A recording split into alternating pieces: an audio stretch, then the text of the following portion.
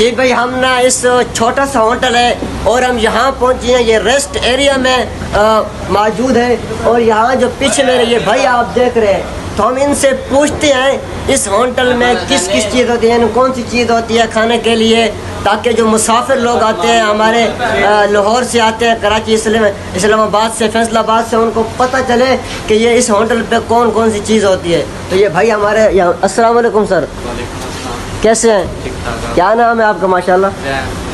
जैन भाई, हमें ये बताएं इस होटल, इसका नाम भी बता दें और ये भी बताएं इस होटल में कौन कौन सी चीज़ होती है खाने के लिए।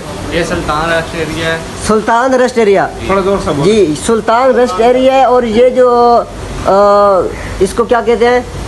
Rest area. अच्छा, ये जो है ना, ये टोबा और गोजरा के दरमियान है। अच्छा बताएं, आपके होटल में कौन कौन सी चीज़ होती है खाने के लिए? खाने में चिकन कढ़ाई है, चिकन जलफ्रेजी है, चिकन जंजीर है, चिकन हांडी बोनलेस है, और उसके अलावा चिकन पुलाव है, शाही दाल है, सब्जी है, दाल है, कौरमा है, चाय है, गुड़ वाली चाय है, बहुत अच्छी है। माशाल्लाह भाई, ये भाई कह रहा है सब चीज़ यहाँ मिल जाती है। यहाँ के चाय है ना, वो बहुत ज़्यादा मशहूर है। शायद आपको डेरा इस्माइल खान में भी इस तरह की चाय नहीं मिलेगी। इस रेस्ट एरिया में आएँ और यहाँ के आप जो ये खाने लेके तैयार हो रहे हैं, माशाल्लाह यहाँ के आप विज़िट करें और यहाँ का माहौल चेक करें और खाना खाएं, इंशाल्लाह बहुत मज़ा आएगा।